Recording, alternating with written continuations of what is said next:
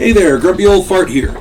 Due to YouTube's changing quote-unquote community standards, I created a channel called Grumpy Old Fart over on Rumble, a free speech alternative to YouTube. You can see all of my stuff over there, including my political and social commentary, as well as my current events videos. The links to my YouTube and Rumble channels, as well as links to let you order my books, are in the description of this video. If you enjoy my content, please like, share, subscribe, and comment. I welcome your comments, even if you disagree with me. Now, on with the video. Hey there, Grumpy Old Fart here. I'm doing a movie review of the movie Tora. And this movie came out in 1970. It is a war, action, drama, history type of movie. I love war movies, and this is one of the best of all time.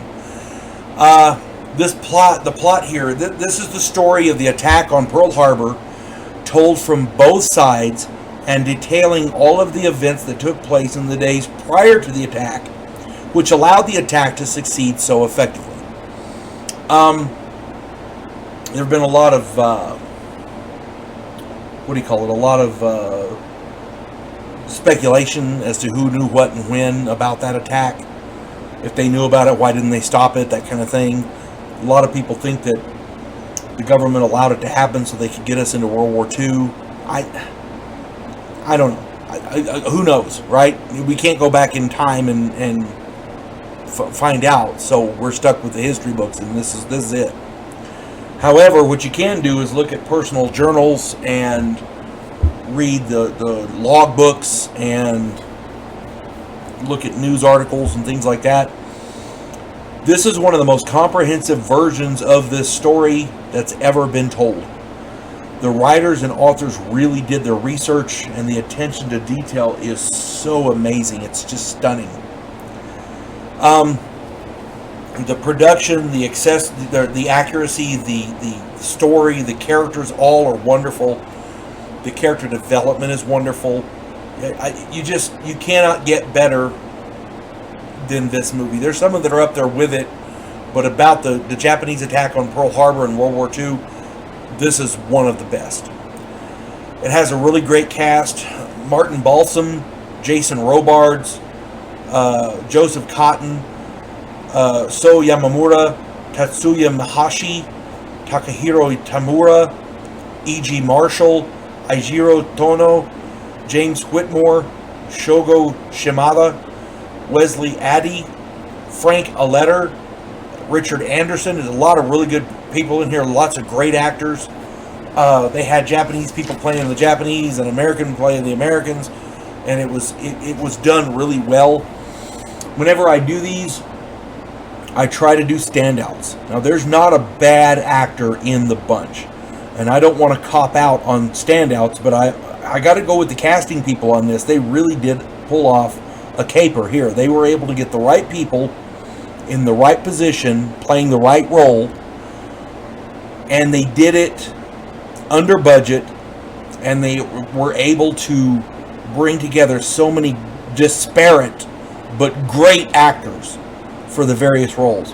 Martin Balsam, So Yamamura, Jason Robards, Tatsuya Mahashi, Takahiro Tamura, E.G. Marshall, Richard Anderson, Joseph Cotton, James Whitmore. I mean, there's not a bad one in the bunch. They're all really, really great, and all of them are in the same movie. How could it not be good? You could have had them all sitting around in a circle reading aspirin bottles, and it would have been great.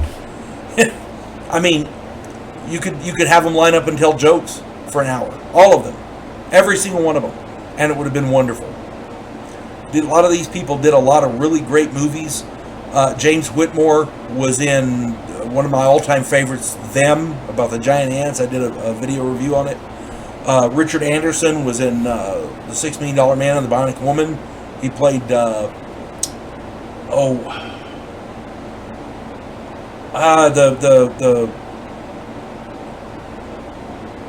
OSI guy.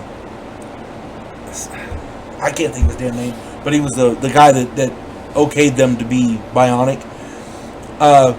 Jason Robards is in How the West Was Won, Once Upon a Time in the West, The Ballad of Cable Hogue. I mean, everybody in this is good. There's not a bad one in the bunch. And the casting people deserve a lot of credit for getting this many great, talented actors, this much raw talent and absolute brilliance on the acting crew in one movie. And that's all there is to it. It's just absolutely wonderful. Oscar Goldman, that's the guy's name. Richard Anderson from the Bionic Man, Bionic Woman, $6 Million Man. If you get a chance to check it out, the movie is Tora, Tora, Tora with 3 exclamation points at the end, from 1970, and that was the Tora, Tora, Tora was the code word they used to authenticate the attack. So yeah, if you get the chance to watch it from 1970, the movie is Tora, Tora, Tora. I promise you, you will not be disappointed. It's a great, great war movie. You folks have a good day now. God bless one and all. Clarissa Lowe, a historian from the future. Delmore Kane, a Civil War veteran turned outlaw. This oddball pairing faces a conspiracy of epic proportions spanning the centuries. If you like action and adventure westerns with a splash of science fiction and fantasy, check out my book series Drifters and their ongoing adventures.